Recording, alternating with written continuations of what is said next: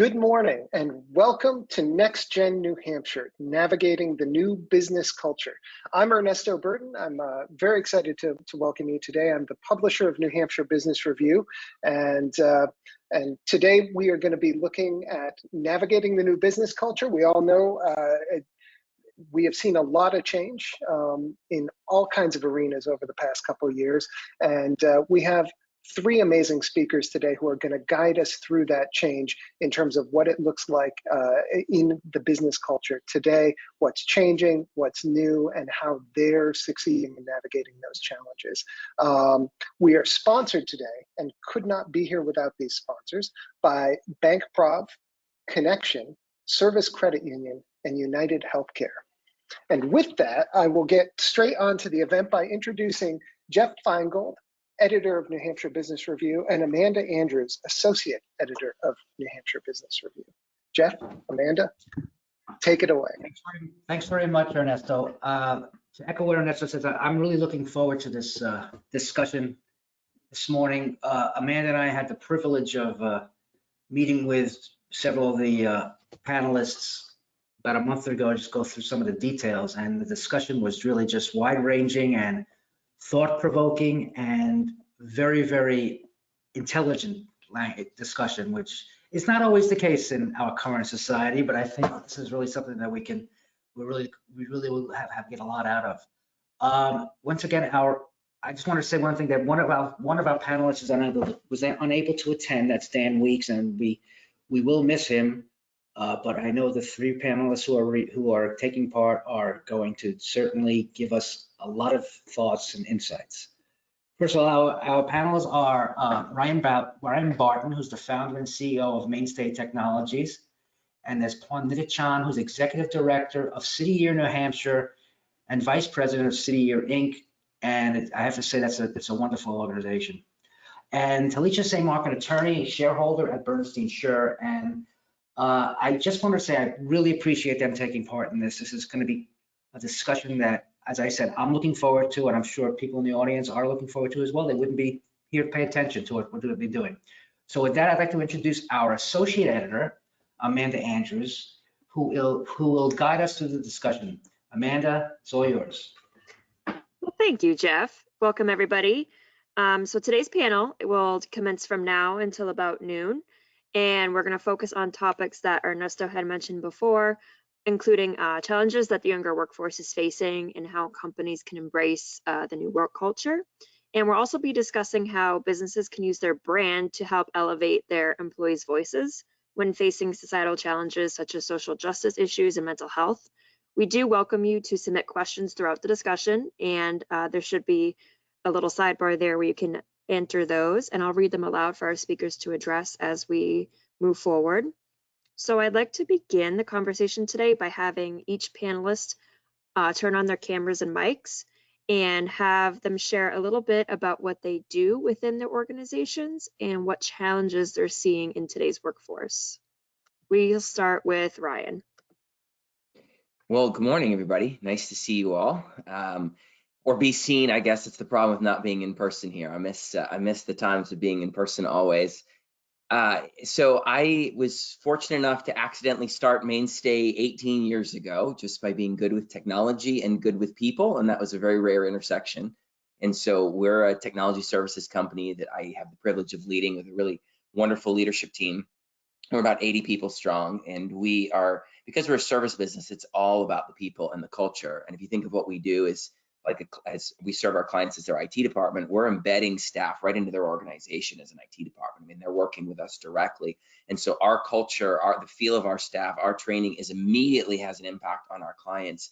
And we're in a technology space where there's zero unemployment in the IT space, and there's really consistent turnover in our industry overall. And so our focus on recruiting, retaining our culture, and is critical to our business. But for us, it's more than that. It's also just our mission. We think that work is a really incredible opportunity to change the world for good and to see people grow and flourish in the best way. So we measure our success by the positive impact we have on people. And I think that's the way we should be thinking about success. Thank you, Ryan. Talisha? Good morning, everyone. Thanks for having me. Thanks for New Hampshire Business Review. I'm glad to be here with the other panelists. I'm Talisha St. Mark. I'm an employment lawyer at Bernstein Shore. And primarily what I do is I help businesses stay in compliance with the law. So I help them with local, state laws and federal laws. I help them to make sure that they're managing their employees properly and working on that employee culture. And some of these issues that we'll be talking about are a lot of things that I cover with my employers. But the other part of my practice is I do investigation. So when things don't go right in the workplace and there are some challenges in the workplace, I come in and help investigate those and help kind of get to the bottom of the issues. And so, I really enjoy being a partner with businesses, and I'm looking forward to the questions that will come in about some of the topics that we're talking about today. Thank you. Thank you, Talisha. Pon? Good morning, everyone. My name is Pon Nitichand, and I'm in the business of creating workforce pipeline. So my organization do two things. One is to help recruit and retain our young people to work or coming to work in New Hampshire, and growing their sense of connection and investment with our local community, and choosing to stay longer beyond their service year with city year. So that is one avenue. The second avenue is by working with students, the young people that are already in our communities, to be able to realize their full potential to learn and grow and become effective workforce and members of our communities. Thank you, Pon. Before we continue, we just had a question about the presentation. Yes, this will be recorded and available up on our website at nhbr.com later on today. So let's begin. For today's young workforce, what have you guys seen in terms of challenges that your employees are facing, and how have you worked to overcome those within your business culture? I'll jump in here just to start out because it's a challenge that I think most employers with younger workers face, is the childcare issue. As we all know, there is just a serious deficit of childcare providers, childcare availability, and money for childcare. And so it's something that a lot of the employers that I work with are facing and trying to deal with. And they're coming up with some pretty creative strategies to deal with it. Things like childcare supplements that they're giving to their workers. Some employers are even opening up or providing childcare on site. But that's something that I hear from a lot of people, that they have people they want to hire, but they can't hire them because the folks they want to hire have no place to safely put their children. So, that's something that I think we'll be stuck with for a little bit here in New Hampshire and around the country. Yeah, I agree with that. And we see, I think connected to that, everyone's expectation of work remote and in the office has changed dramatically over these last couple of years. And then the childcare challenge exacerbates that, where people often need to stay home. They need to be able to provide some level of childcare throughout the day. And it's really wonderful as an employer to be able to offer that flexibility. But there's a real challenge and downside in this, because we find that the work from home, bending on that balance can have a really big impact on people's well-being. And there's a lot of, if you follow any of the headlines, you see CEOs who are starting to say, "Ooh, do you return to office? What's the level?" Tim Cook was quoted on this recently. Obviously, Elon Musk gets a lot of headlines for anything that he does. I think that guy makes a sandwich and he gets headlines. But, we see it with our team where, they work remotely almost exclusively now. And we used to have a very hybrid, a lot in the office, a lot remote. And then what happened is over the last couple of years, it's been almost fully remote. And every single day, it's better for each of us to work from home. It's easier, it's more convenient, less time in the car. And yet over the long run, there's a real impact both on the work culture, because now new team members come in and they're not able to assimilate into the culture in the same way, gain the perspective, the mentoring, but then also people's mental health and the challenges. They're juggling that childcare, they're juggling the different things in their home, or they're just completely by themselves. And we're social, physical creatures, and the connection to everyone around us has a real impact on us. And I don't think that any of us have this solved well. I've done a lot of thinking and talking and working with folks on this, but this whole work from anywhere and work out of the office extensively is not an easy issue to solve. And unfortunately, you can't just mandate people come back in the office easily, because there's a real rebellion against that. And it feels like, well, no, aren't I a responsible adult and I can do my work well? And you can be really productive and effective at home. But there's a real cultural ramification. And I think the childcare issue is a piece in that makes it even harder to mandate somebody to come back into the office, because you don't know what kind of family challenges. And we can extend that flexibility if they can get their work done. And that's a good thing to do. But it has a real impact on people's mental and physical well-being when they're not around their coworkers, and a real impact on the culture. And I'd say that's a huge challenge a lot of us are facing that's connected to that. To build upon what said before, I think that, to me, expectations is a huge thing. I think that our younger workforce generation have very different sets of expectations. I would even say that their very value centers, it's different. I think at this point, between millennials and Gen Zs and the younger than Gen Z, they are larger than other generations combined, right? They had grown into this tipping point, and baby boomers used to be the largest population, and they're surpassed by millennials, and now they're surpassing by Gen Zs as well. So I think that we're like 160, 170 millions young people aged 41 and under, according to these years. And the other thing that is really fascinating is that the growing diversities of different generations. When we're looking back at the baby boomer, we see about 70% of folks are white. And now with the Gen Z, there are majority. So we shouldn't using the word minorities anymore, but larger populations are actually diverse. So they are the most diverse cohort of people in our history. And I think that comes with so many different values, expectations.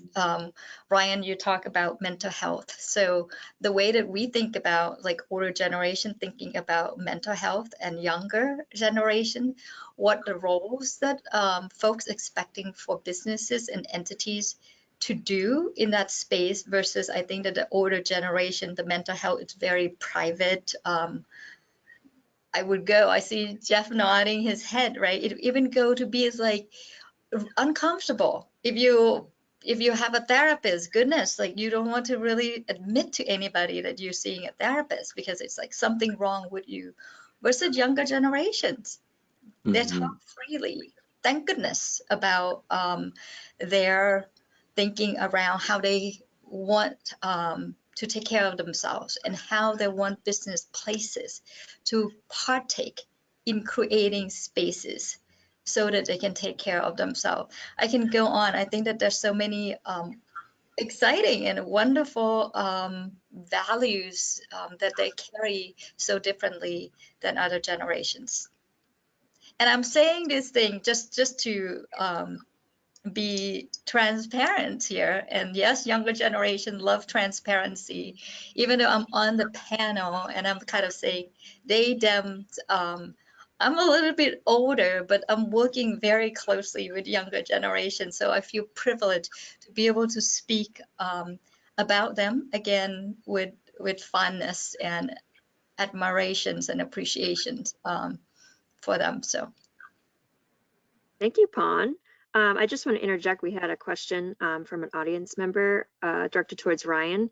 I'm curious if, with the emphasis on customer and employee well-being, if you've looked at B Corp certification for Mainstay, and if you're familiar with that type of certification, what are the benefits of looking into that?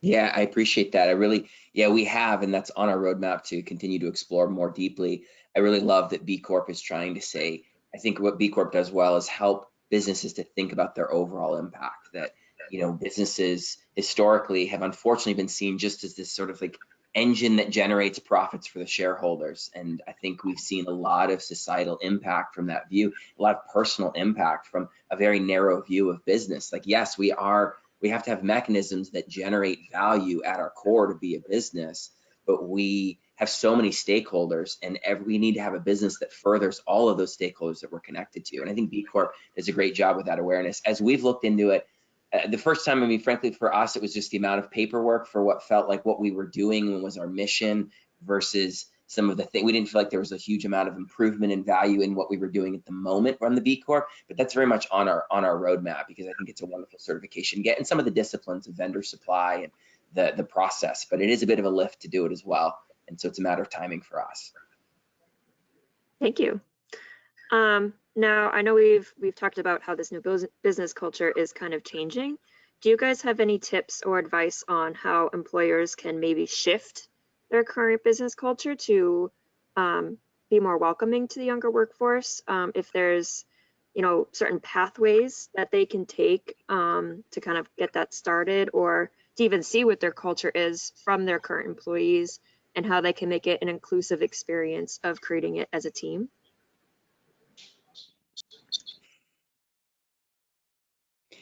All right, I can jump in to start us.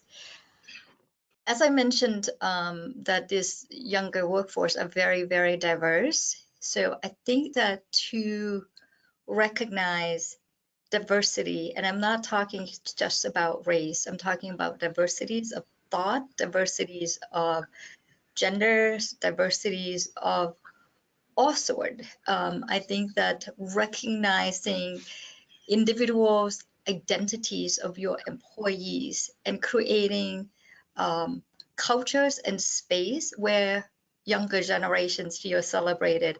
I'm providing you with some concrete example. The younger generations, from what I read, I think that this is informed, like they want the interviewers to ask them about their gender pronouns versus assume their gender pronouns during the interview. So it can be as small as that, but to them, it's make a difference because they feel like you are really tuned in to what matters to them. I can go on, but I'll pause there and see what Ryan and Talisha has to share. Talisha, go ahead. Okay, thanks. I think two things that employers can do. One is, it's really basic. Just make sure you're communicating. I think a lot of employers often forget that they have to communicate and communicate well with their employees. They assume that employees get messaging. They assume that they understand the values of the company.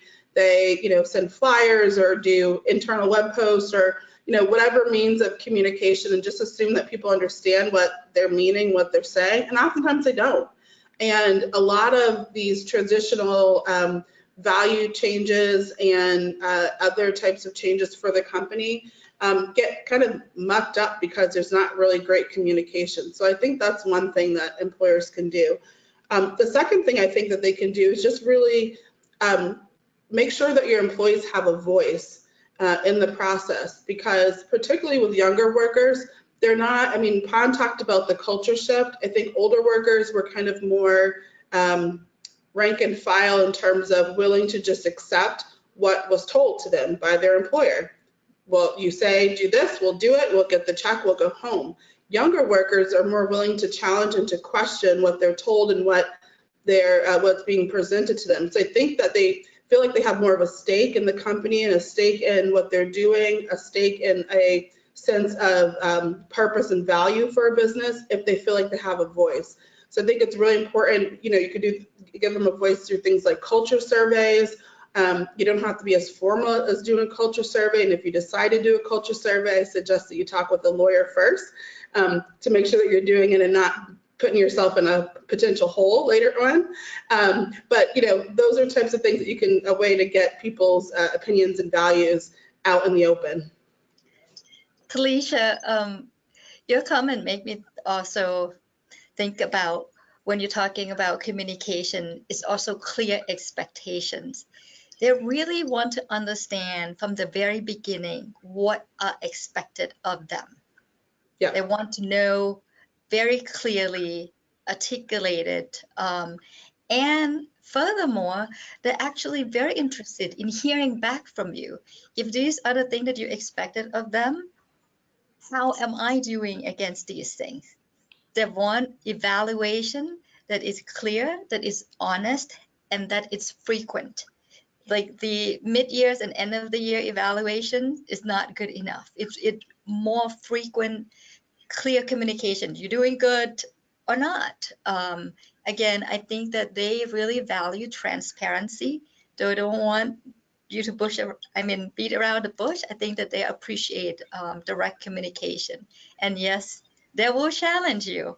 If you're asking them to do something different than what they were told to begin with, that can be a challenge. That can be a challenge versus, I would say, older generations, like, okay, we just put our head down and do what asked, right?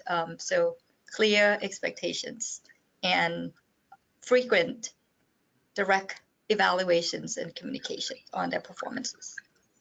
Yeah, I just want to amplify that feedback piece, because I do think, I agree with you, Pon, that folks are really looking for effective feedback and frequent feedback.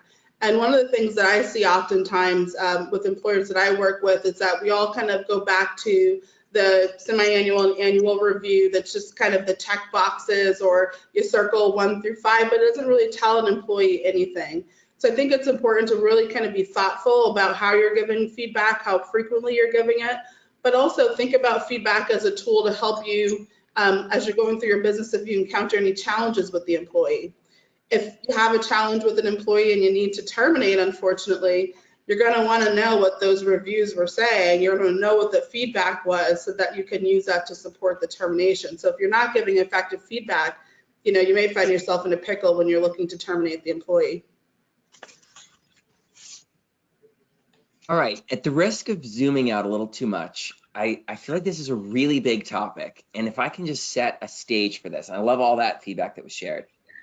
I think there's a context here that's really interesting in that, when you look at history, I think every generation challenges the generation that came before it, right? I mean, if you go back to the 60s and 70s, that was true. And you go back to the 40s, and you go back, if you go back, always it's the job of the up and coming generation to challenge the hierarchies, the organizations, the status quo of what came before, and to say, this is all terrible. Everything our parents did was awful. And then ultimately there's this assimilation, right? There's this renewal that happens where it's like some things must be preserved and some things must be renewed. And I think what is different perhaps this time around is there's so many seismic shifts that are happening in our culture, where we have this massive technological revolution where people who grew up in the social media era think, act, buy, work so differently because of the prevalence of the devices and the way that social media has shaped their thinking.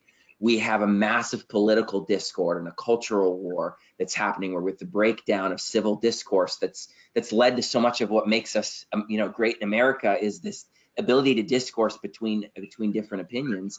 And we have a moral framework that's fracturing. I think people don't know how to make sense of the world. There's this feeling that nothing makes sense anymore. Everything's sort of phony. Everything's fake news. There's this real sense of the mental and religious and psychological machinery we've used to make sense of the world is breaking down.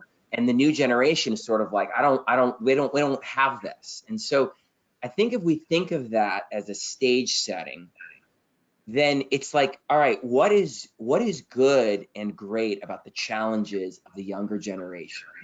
And what challenges need to be tempered with maturity and perspective? Because I think there's a real both and here of like, look, there's a real good, wonderful challenge, and there are things that that generation needs to be challenged on. So to give a real specific examples, I absolutely love the desire for authenticity and for bringing the whole self into work. I think that we have had way too fractured a view of like, I work over here and I play over here and I have my life over here. And it's this fractured view. And then we put on our work selves, and then we have no vulnerability in it, and we manage everything. And then we expect to be able to be creative. And it's like, well, without vulnerability, how can you even be creative? I mean, welcoming the whole person, that talk about therapy. I mean, we had a training day at Mainstay yesterday, and I gave a talk on wisdom practices. How do we grow? It's the difference between wisdom and knowledge. And it was awesome. There were 25 people. We were openly discussing. I was talking about what therapy's done in my life. And when I started that journey, having a back and forth discussion, it was a voluntary session. So about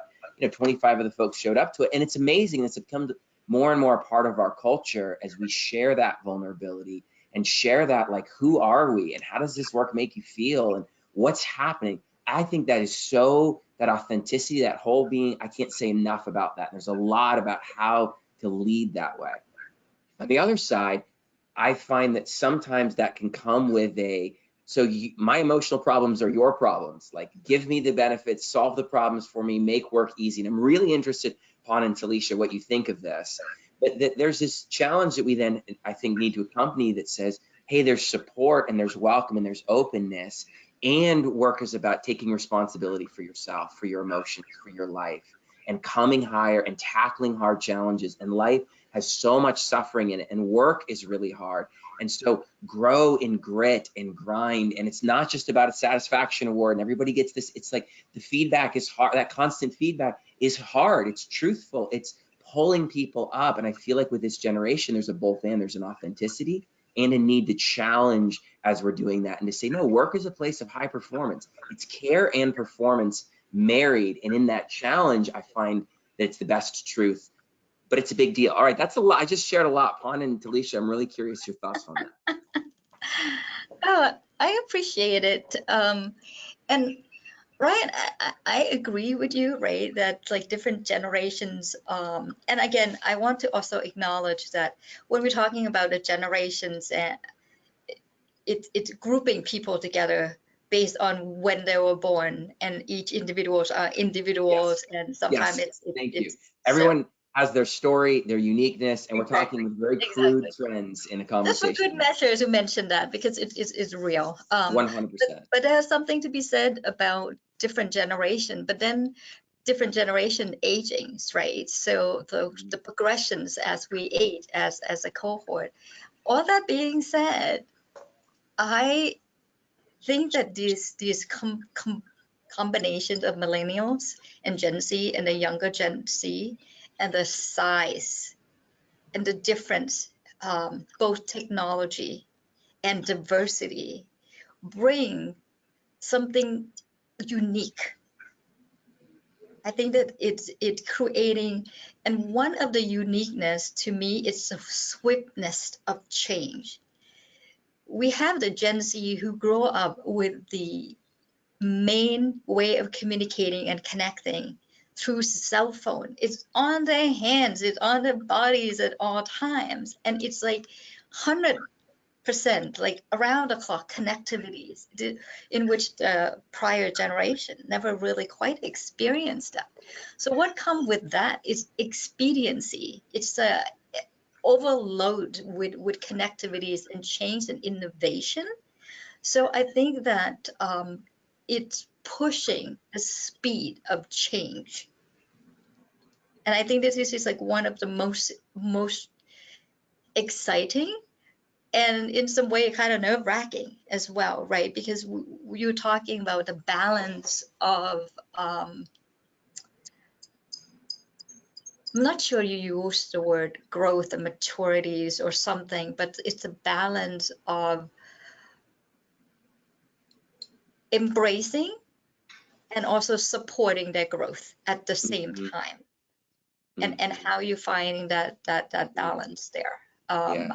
I think that it's a fine line, but there's like such richness that if we older generation can leaning into effectively supporting their uniqueness and supporting their growth, I think that they would lead us to tremendous exciting changes, because they're impatient.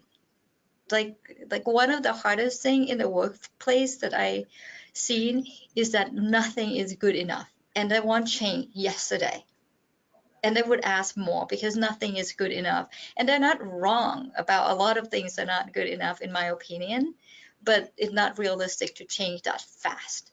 So how do we negotiate that space?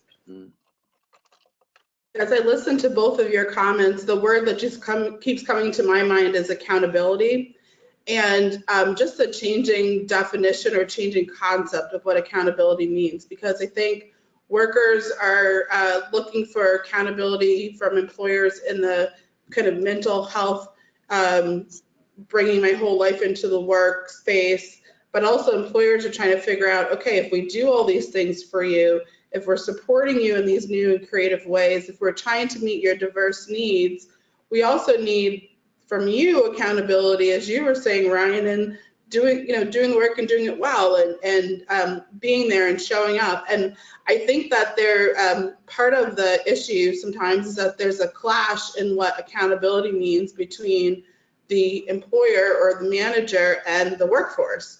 And so kind of going back to my earlier comment about communication, sometimes there needs to be some discussion about what accountability means and what it looks like, to make sure that everyone's on the same page and understanding that concept. Yeah, that's good. Yeah, it's great. And I think with that, like, impatience thing, we see a lot. There's more and more of a drive for promotions and promotions faster and that growth. And it actually forces, if it used to be promote somebody every 5 years and that was normal, we'll break that big promotion into 5 smaller ones so you can promote every year and break that apart so that there's more of that constant stream along that. While at the same time, I love what you're saying is like, look, there's an impatience that we can adapt to and recognize. And there's a responsibility of saying, hey, some things take time. You can't grow wisdom overnight. You can't get experience. You can't shortcut experience in some ways. And there's a real benefit, which is why I think having teams of diverse ages, perspectives, cultures, political views is so important in that, and trying to balance that well. And I think that courage to be frank and honest, I think that maybe in the way that different than how we done it before is important. That we need to have ability and willingness to be really honest. Like, hey, you want promotion, but I need you to do this and this and that first. Yes, make it clear. And yeah. We actually have a. I wanted to ask, I wanted to just follow up this for just one question. I specifically for Talisha, but you guys could also join in on this. Talisha, from your vantage point as an employment lawyer, have you seen a difference in the kind of complaints or challenges that are coming up from employees against their employers, or are they still like the same they've always been historically? And I'm also thinking specifically in terms of COVID, but also just, are there certain concerns that members of the younger workforce have that maybe their predecessors didn't, or vice versa? I would say for the most part, a lot of them are the same. But earlier we talked about the challenges of remote work, and that's something that a lot of employers are grappling with. But employers are also grappling with mental health issues. You may know that a lot of mental health conditions may be covered under the Americans with Disabilities Act or state law equivalent. And so, employers are having to figure out whether they need to accommodate workers who have mental health issues, or accommodate workers, this COVID era with COVID and long-term COVID symptoms. And so I'm seeing a lot of that type of thing come up in the workforce right now. And kind of going back to the accountability and feedback, workers are also challenging employers when they're coming back and saying, you're not doing what we asked you to do, and so you're not going to get the raise. And they're coming back and saying, well, you never told me. And what you told me is A, B, and C. I did A, B, and C. Again, there was a communication breakdown because the employer was also looking for you to do D, but didn't communicate it. And then there becomes this breakdown in communication. So that's some of the things that we're seeing as well. There's a question from our audience that sort of falls into this category. They are with a small manufacturing company, so their employees wear a lot of hats, and that can be challenging to set clear expectations aside from do what needs to be done. So they're asking, are there any suggestions to find employees who have the initiative and the flexibility to do this, to be the jack of all trades? What do you have for tips for them? Yeah, I mean, I'll take a first stab at that. I think, I think when you have loosely defined roles, it can be really important to say, all right, what are the outcomes? What's clear? I think if you're an entrepreneur or a leader, naturally, you have an intuition for what needs to be done, for what the outcomes are. And it can be easy to expect that other people have that. And that's not actually a very common trait. It takes a lot of experience to gain that kind of intuition.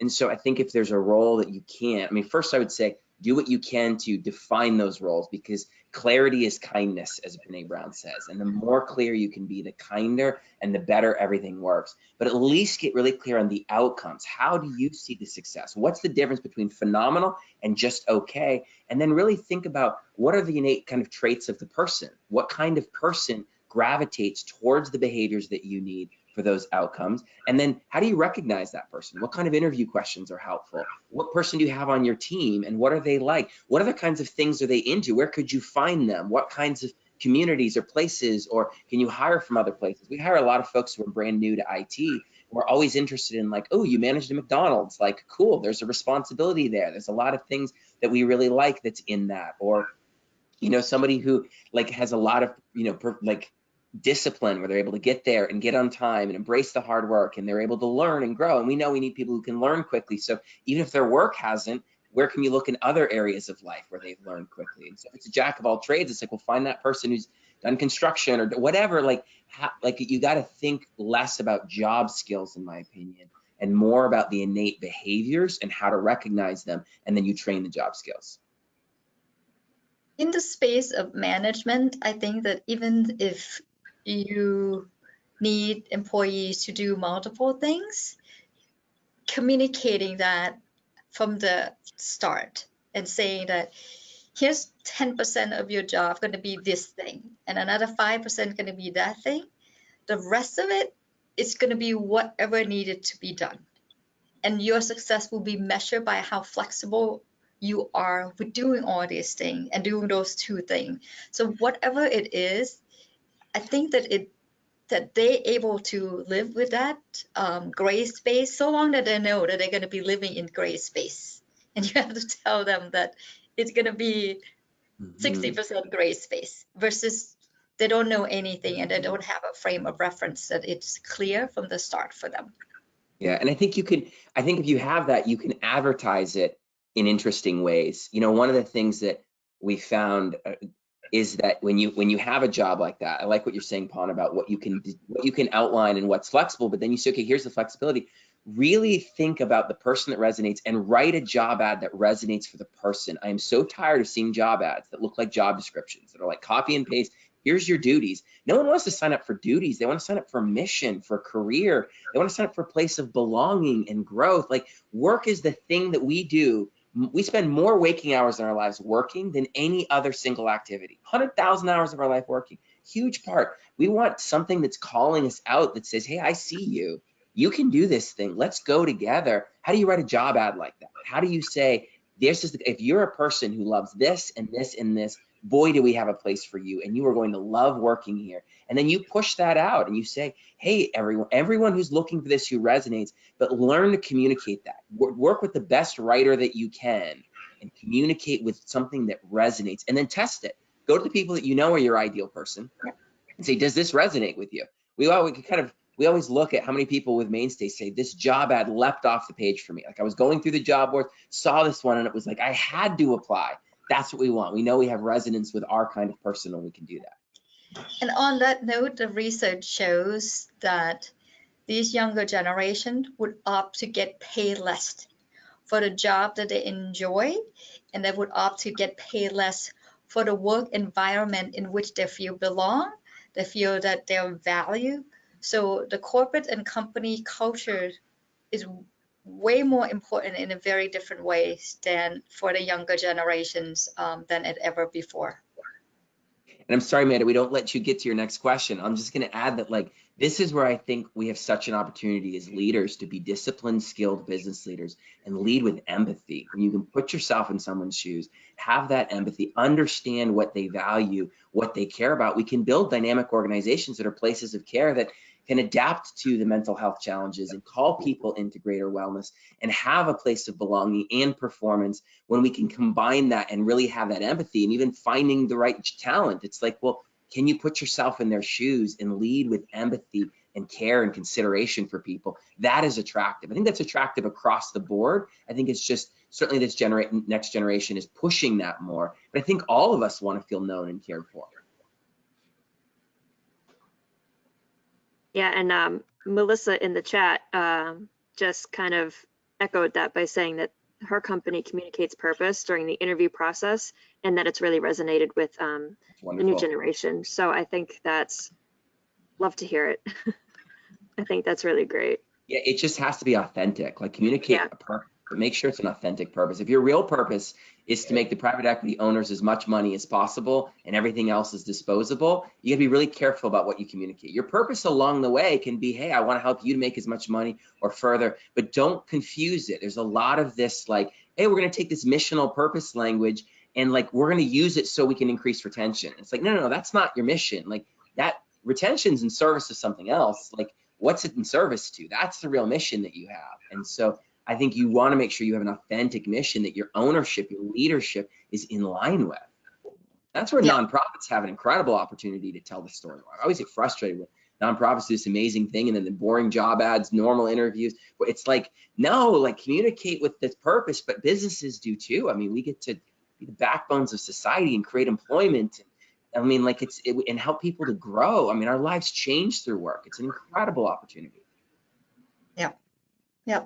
And I think that, again, it's a good reminder that we're talking about the generation that would buy and consume product because of the product values, not simply the products itself. So if they're spending their money and they orient themselves toward organizational and companies' values, that is like the world they live in. And I can't agree more with you, Ryan, that it's any organizations, if you can be authentic, business, nonprofit alike, and you can speak about why you're unique, why you're important. It is not just about the what, but it's about the how. You can be making shoes, but if your company stand for employees' values, if you stand for environment, if you're treating people really well, that is your how. And your how can be just as powerful. Yes. And you can do just about anything, so long that you don't go harm the environment. And the next generation might not like you so much. Like you, go ahead, Felicia, sorry. Right, I was just gonna ask you a question for your company, how you're able to, with people working very remotely for the most part, translate the mission to people, like new people who come into your organization who may have come in after COVID and so maybe weren't as submitted to what mission was for your company. It's a great question. I'd love your thoughts on that question as well. I'd say that for Mainstay, we try to lead with our mission statement is actually we give more than we get. And what it means is that we believe that capitalism can be this positive sum game instead of a zero sum or a negative game, meaning that everyone we interact with, if we're really creating value at the core of our business, that's what a business does. Everyone we come in contact with should generate value from that. So even if someone is rejected from an interview, we should be creating value for them in that process by the way we treat them with kindness and care and the feedback that we give. Like whatever it is, we want to be generating goodness and value. And so we lead with that. Our website's heavy on that. Our job ads are heavy on that. Our interview screening, our interview process. So we really look for people who resonate with our core values, our approach, our belief in using work to promote goodness in the world and help people genuinely. And then we, once we get them in, like we spend time with them very intentionally in onboarding. I spend an hour with every new team member talking about culture and connecting it to their lives in this missional way.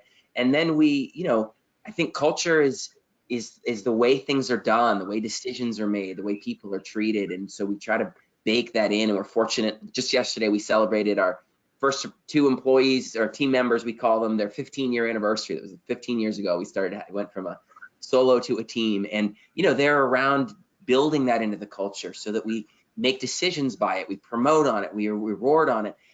It's harder when they're remote. Like it's harder to tell how deeply it gets in. It's harder to just see the norm of hear how people talk to clients on the phone. And that's something we're working on. I mean, Teams, Microsoft Teams is an awesome tool, and Connection, doing more one-on-ones. We increase the frequency of one-on-ones in that kind of environment. But I worry about it. I think about it a lot. We're doing all kinds of things to try to get the team in the office more often around that. Thanks. I had another question. It's all right. It's been in the news lately, and I know, Ryan, I think you mentioned one of the names.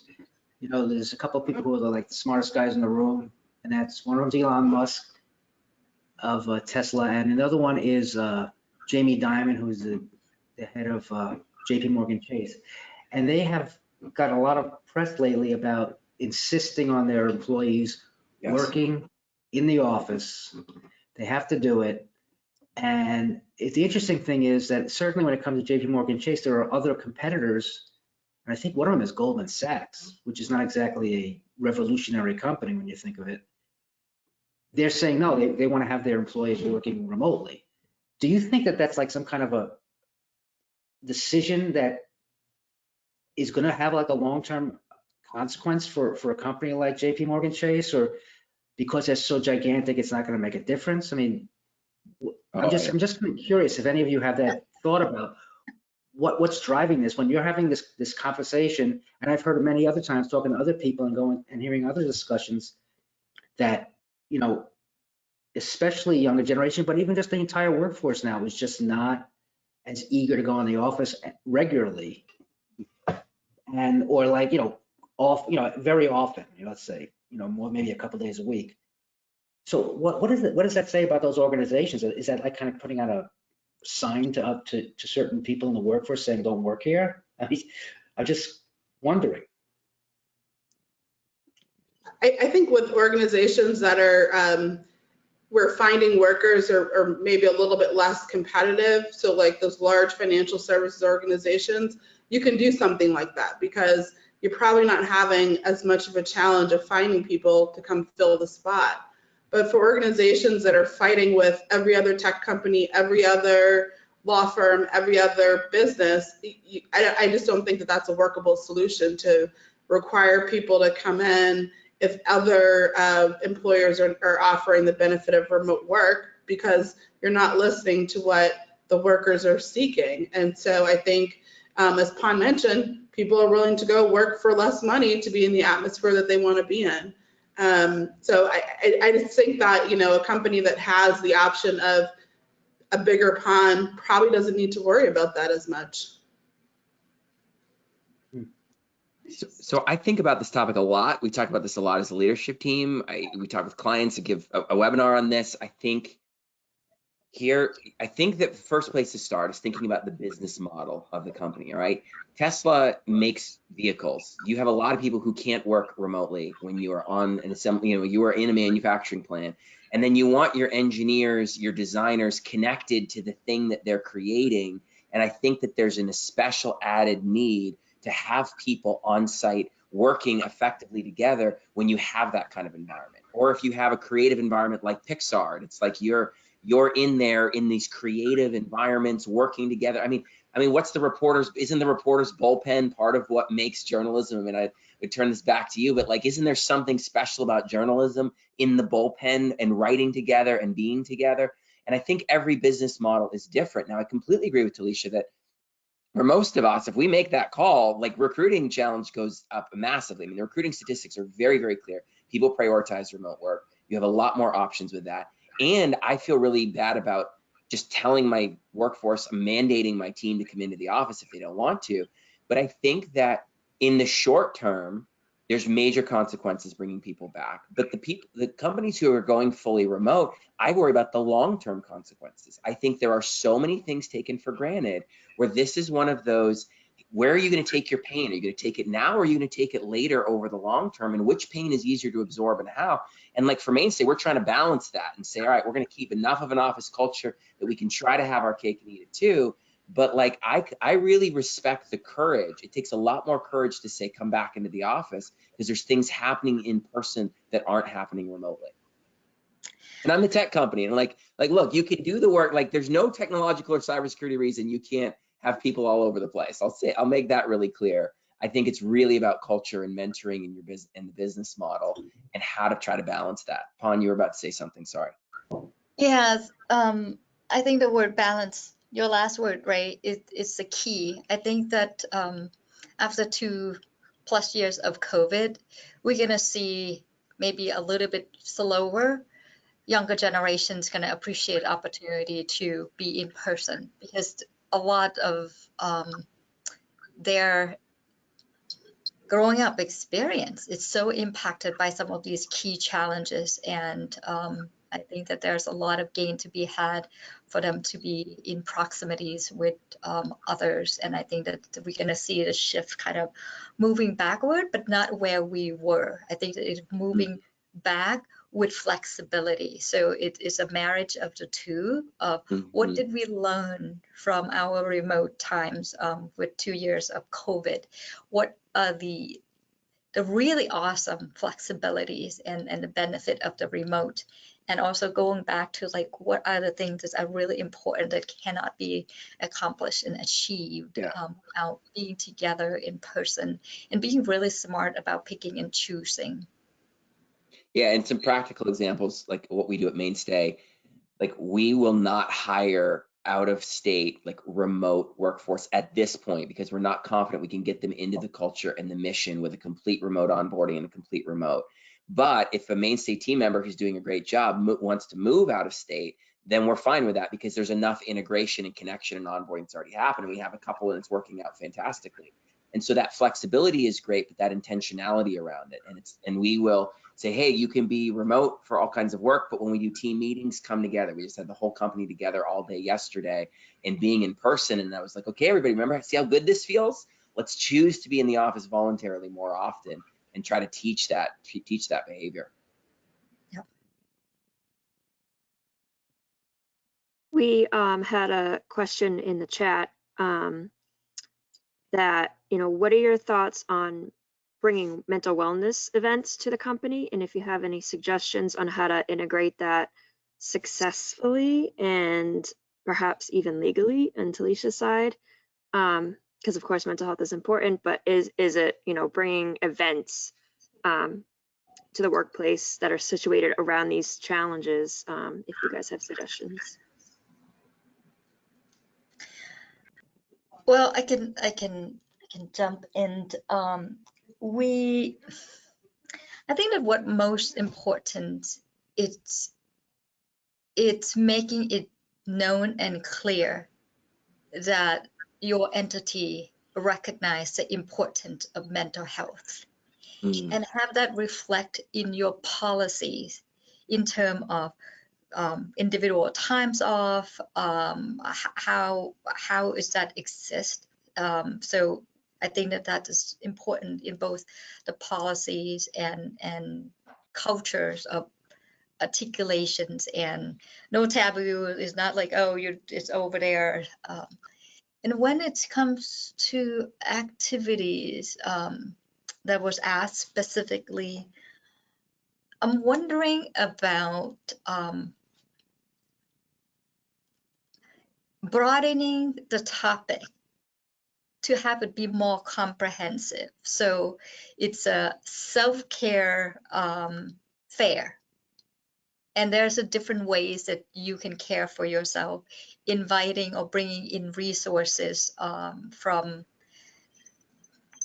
yoga to eating well to exercise to mental health professional folks through online opportunities of different sorts. So if you're creating a broader options for folks to consider, I think that might be well received versus we're just going to talk about mental health in particular ways, because you're probably going to miss a lot of people.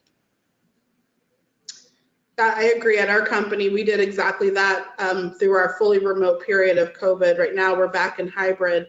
But our company, our law firm, offered virtual yoga classes and exercise classes.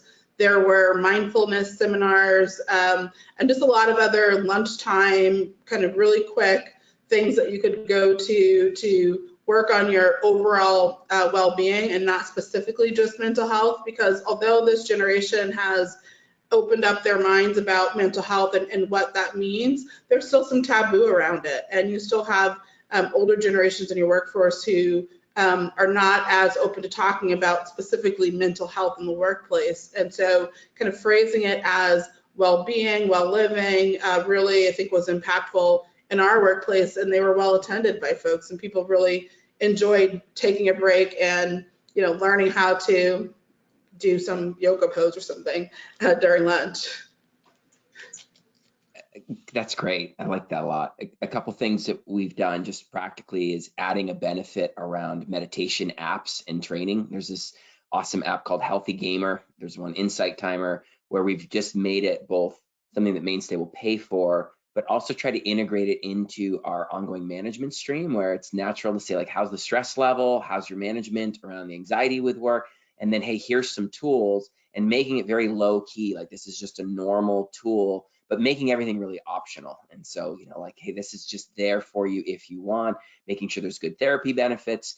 And that's been really well received. And I think the other is to make sure to be just open and, I mean, I think so much of this is about the norms in your culture and what can people talk to their boss about and what not. And they're not going to talk to their boss about something that their boss is not comfortable with themselves. And so if you're not comfortable with this whole topic, probably not the one to like make sure there's somebody who can lead in the culture, who can be somewhat vulnerable and just open. And like, yeah, we all deal with stress. Like, is that news? Like, how do we deal with it? And then making sure to just talk about it in a very, I think there's two ways that I've found that have been healthy to talk about it. One is from a neuroscience perspective of, hey, this is how our emotional brain works. This is how these things are. Here's some apps here's some training, some practices that are time honored, neuroscience proven, that really help with our brain development in these areas. And doing that in a way so that all kinds of different religious faiths, political spectrums, ideologies can really understand that. And the other is, I think there's an opportunity to integrate this into mentoring, where a lot of mentoring is about the growth of self. And I think if we think of it as mental health, we can think I'm fine. And then it's kind of like, oh, and then I need to go to the hospital because I can't function well. It's like, no, this isn't just about those times of drop off. Like, I meditate and enjoy therapy and all kinds of things because I'm becoming a wiser, more whole person with better aligned emotions through all of that. And that's something I'm going to continue my whole life, not regardless of the season of life. And I think there's a wisdom growth that's in this that really naturally goes towards career growth, mentoring, and development of people in the development track. I just want to amplify something that Pon had said earlier about your policies and your culture. So first, if you're trying to implement a culture of health and wellness, make sure that your policies actually reflect that. Make sure that if your policies reflect it, that your culture is reflecting your policies. So what I mean by that is oftentimes employers will have great vacation benefits, or maybe a great parental leave policy, but then people feel like they can't use it. Law firms are a great example of that because a lot of law firms in the last 5 years have come out with these really terrific parental leave policies to show how progressive they are.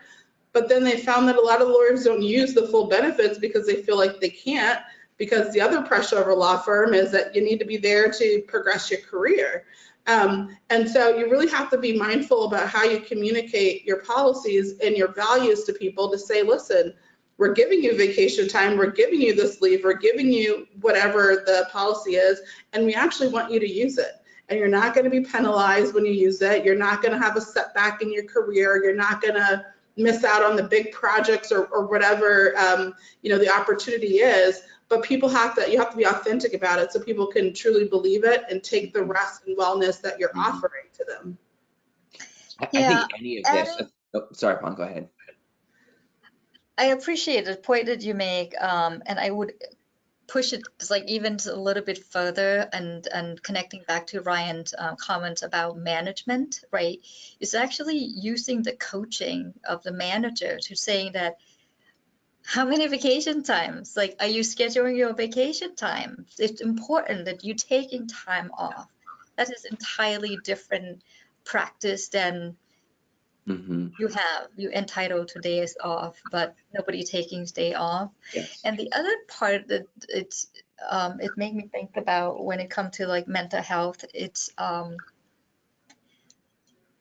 current event and how companies and organizations intersect with current events that could really have a strong impact on your employees. Take shooting, right?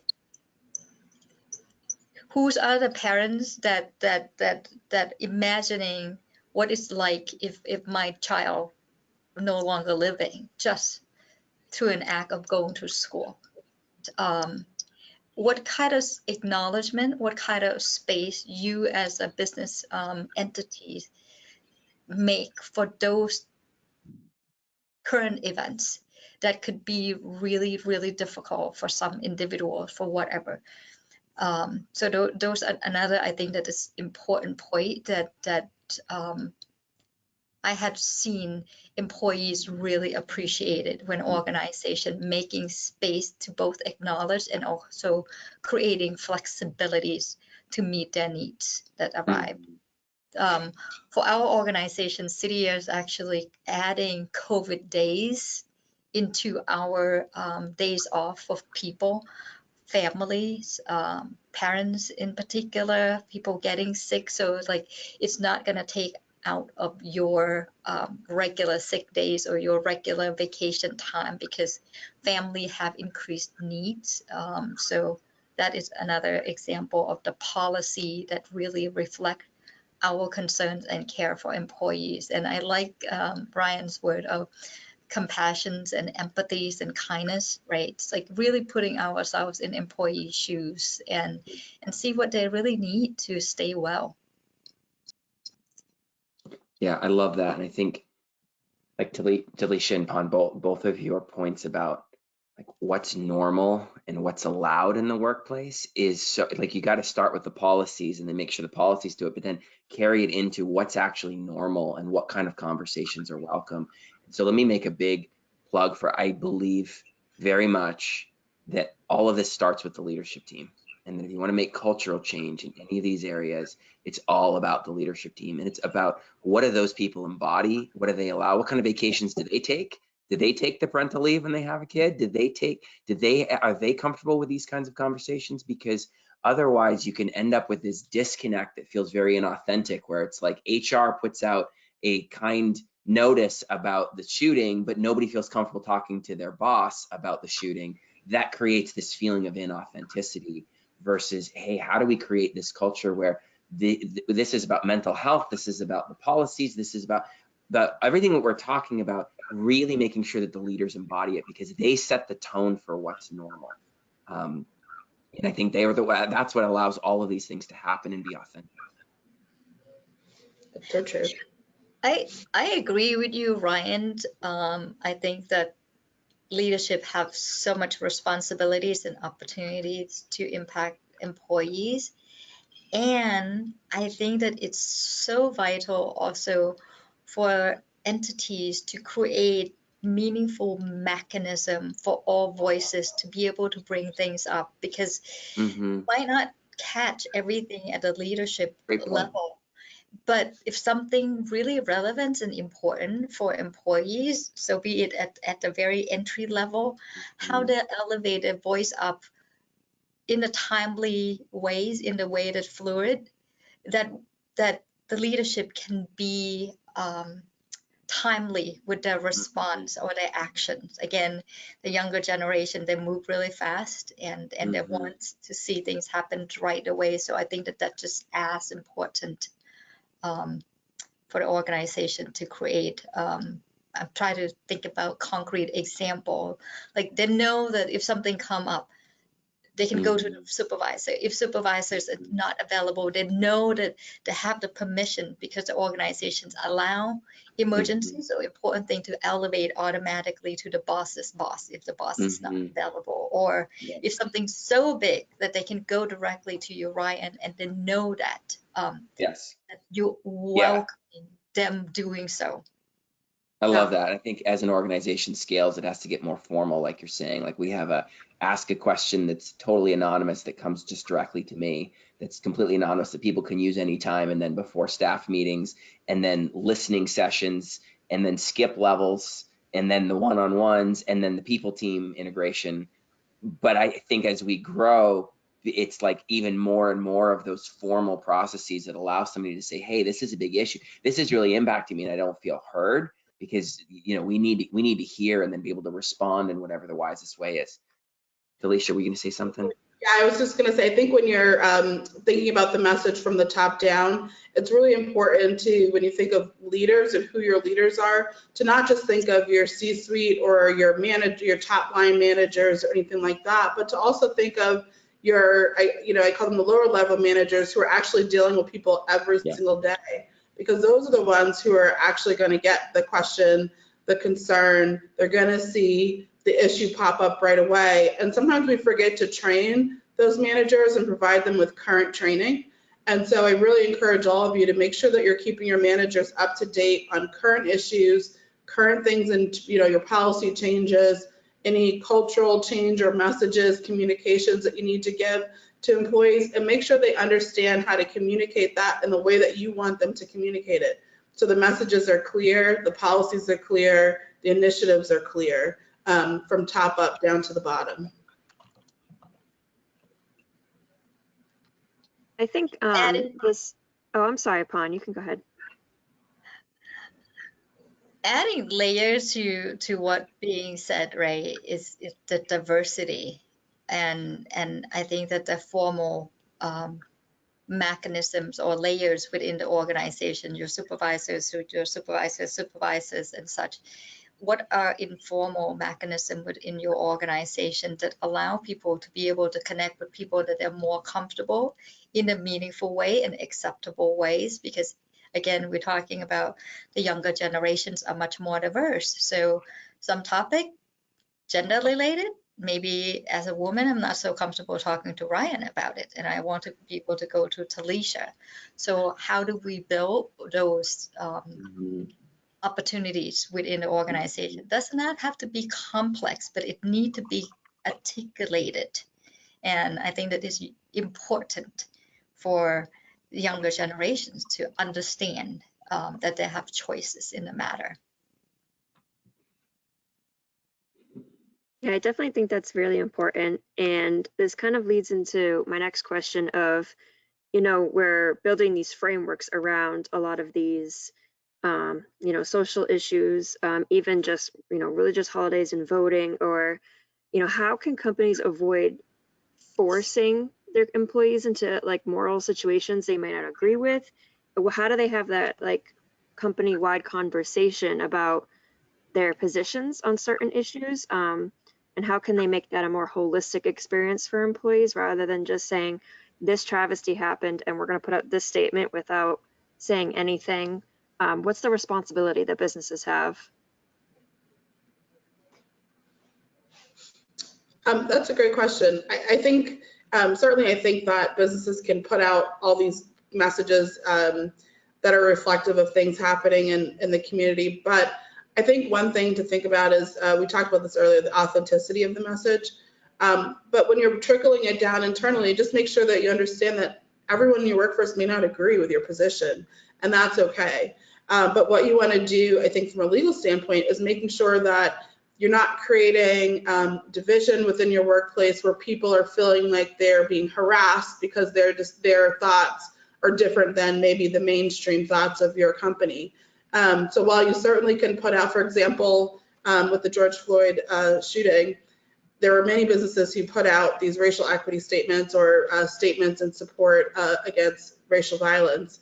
And that generated a lot of conversation within the workforce that some employers just weren't prepared for. They weren't prepared for people talking about race, maybe in ways that were not politically correct. And some of that stuff can lead you into some legal liability. And so you want to make sure that you're prepared for those types of trickle-down conversations and trickle-down things that may happen in your workplace, so you don't walk into any kind of legal issues with someone feeling like they're in a hostile work environment or they're being harassed by another employee, another coworker.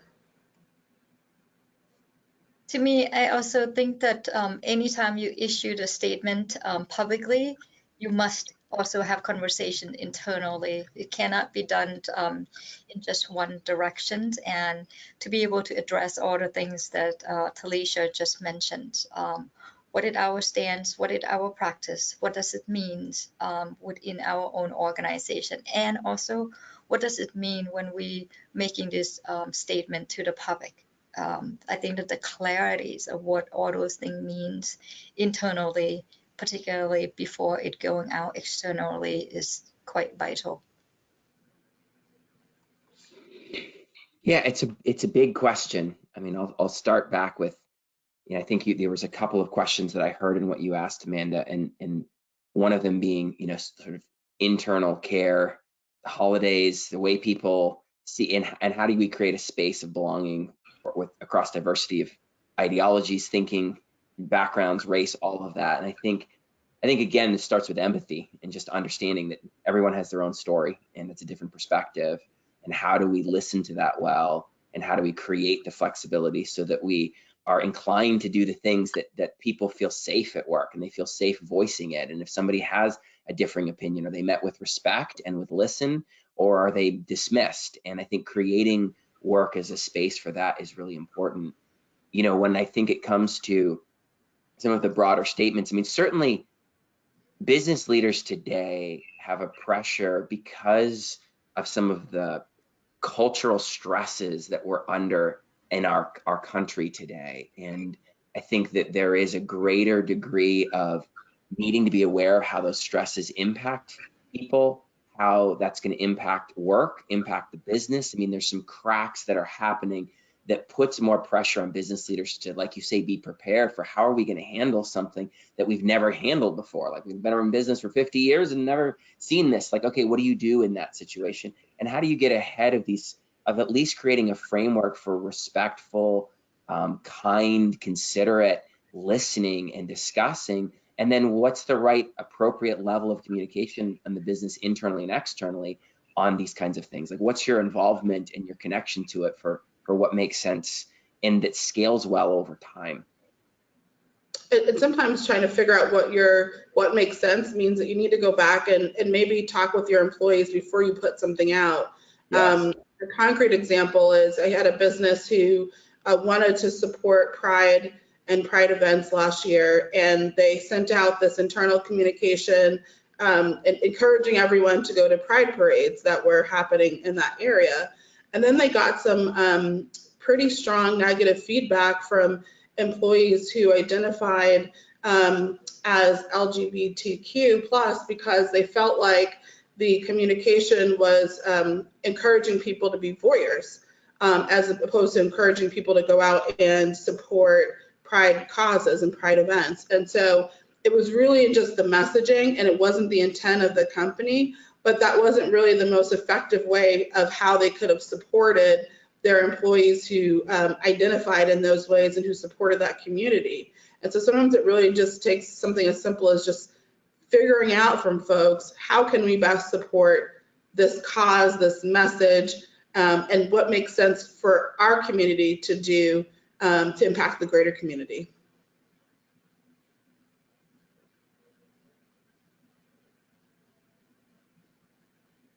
I think that's such an important conversation for our next workforce.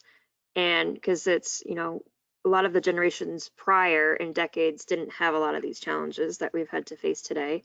So I think that definitely building this into our policies, as we've said, and communication here is absolutely key. So if there's a healthy pathway that you think other businesses could emulate, if there's just so much going on, do you guys have any other advice for like the how-to that businesses can start to enact these, ways of building up their culture?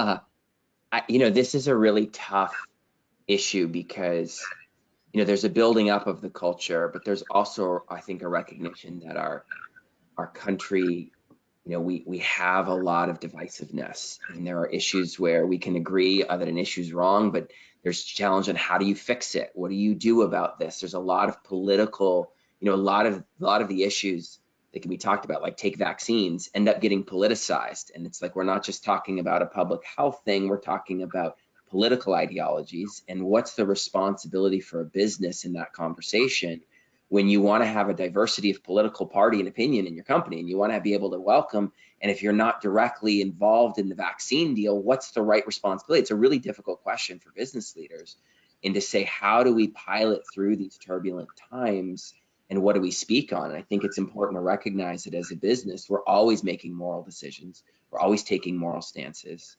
I think a lot about this issue of what do you speak on, what do you not, how do you use your voice, what's it for? And I think that, it's an issue that we all have to wrestle with, is like, what is the right voice? What's the right way of doing that? But making sure that we're including all, like, we're being welcoming to all kinds of people and encouraging the dialogue that furthers these issues in a healthy way. Whereas I think that sometimes companies, I don't know, a press release on something that's disconnected from a business can end up being a little bit inauthentic. Like if I get an email that says, like, we really condemn all of this, and here's 10% off coupon for new sunglasses. I'm like, okay, I don't like that. Like this is not, you're mixing how do we take capitalism and then some of these social issues? And I think the main responsibility is in our culture and in our sphere of moral authority, which is our business, our supply chain, our team, our clients, and what we're doing within that. We also have a question, it is directed to you, Ryan, from Melissa, who's saying that psychological safety is also important. What do you do at your business to make employees feel safe? I wish that was just like a policy or something, and I don't know, like, we try. I sure hope everybody feels safe. I mean, man, that's hard. I mean, I think I just, like, the responsibility of leading just has me like face to the hard work of my own personal junk and the transformation to be a leader that's worthy. Like the last thing you want to do is ask someone to trust a psychological safety and it's not actually safe. And we're in a work environment. We have to fire people if they don't perform. Like, there's a real balance here. And so, man, to me, it's about setting a culture and inspiring leaders to be holistic people who are trained to hold conversations, to walk people through the challenging things to the best that they can, and say, look, I'm not a mental health professional, but, like, I'm a fellow human being with flaws and issues like you, and we're trying to get this work done. And how do we help each other and care for each other along the way, and try to be a person that's worthy of those conversations is all that comes to mind. I'll add a little bit there, Amanda. I actually think that it's not realistic to aim to create safe space, because that is not possible to create a space that's safe for everyone. I think that we can aim to create safer space, that when things are difficult or awkward, people feel safer or encouraged to kind of bring it further or forward, so that additional avenues of support can be created as needed. But I think that, again, with the diversities of our workforce and different needs and different identities, I would venture to say that things get said and get done, and the likelihood of somebody feeling hurt, not seen, their values not being met, they're disagreeing with, it probably happening all the time. Yeah, I agree with you, Pon. And that's why I think it's really important to have either a formal or informal mentorship program or mentorship kind of pipeline in your company, whether it's a small company or a larger one, because it gives people the opportunity to find somebody or to develop a relationship with someone where, when they're not feeling as safe, they can go to that person, as opposed to, maybe a supervisor or a top line manager that they may not feel comfortable raising the conversation with. And then to also train your mentors so that they know which concerns to elevate to higher management. Yeah, and making sure there's no backlash, that when they use those mentoring channels or go to the people team, that those are safe from a behavioral, our response to behavior is the biggest thing we do. If somebody tries it And what happens if they're dismissed or they're overlooked or they're taken off the shelf or they're passed over for the promotion they were in line for, whatever, because of whatever they shared, that will get out very, very quickly. And so the response to it, the behavior, having those channels and then reinforcing when people use them, what happens. Yep. And I would say you ask and talk a little bit, Amanda, about culture, right? And we're using that word a lot, so I want to touch base on that a little bit. Now, my workforce, 80% of my workforce turn over yearly.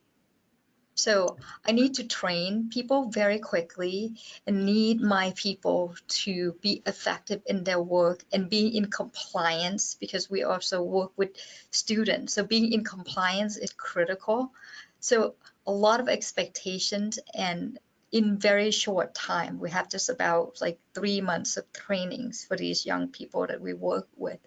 So in couple decades of experience, what we had learned is that culture piece plays such a huge role in achieving this goal of getting folks to work together, operate, meeting expectation, and staying within compliance.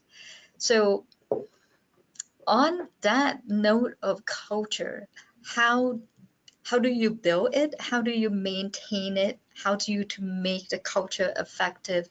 One thing I would say is that who in your organizations are culture keepers? And what does it mean to be culture keeper? Do people understand what does it take to be their own culture keeper? It cannot exist at the leadership levels or in an HR department. I think that the trick is that everybody feels like they are part of that culture and they themselves a keeper of that culture. And that's connected to they're bought into the values at the top end when they're coming in. That we have this shared values and they know what it's like and what activity, what practices which inform total creating the culture, that they're buying in so that they can be on the lookout and they can call each other out. And I think that that's just very important for employees to be able to support each other and say like, hey, you know, we're all about transparency and honesty. So I need your honest feedback. Versus again, having all those things coming from top down. When it exists from the top down alone, you see such lower level of success. Incredibly well said. A hearty amen to that. And I'll just add some practical ways that we found for doing that in case it's helpful to any of the listeners. I mean, one is, define core values, and then not just have your core values, but what behaviors do you expect to see in the environment based on those core values? Identify the people who really exemplify that. Hold them up at all staffs. We give a Living the Values award, like highlight those people, reinforce those behaviors, and then make sure that you're creating room for those culture champions. They're culture keepers. I love that, to be doing the onboarding. Those first people that are training, the initial team members, set the tone massively. How do you get peers that are senior, who are strong culturally, training those people, and then create space for mentoring and training opportunities for those culture keepers so that they can you can extend their influence and amplify their influence and make it known sort of who's good at what. So it's like, oh, you're having a challenge with time management? Go talk to Joan. She's solved that. She's really good at that. You're having a hard time with anxiety? Go talk to Eric. He's really worked through it. Like that they have this network of peers to build that culture.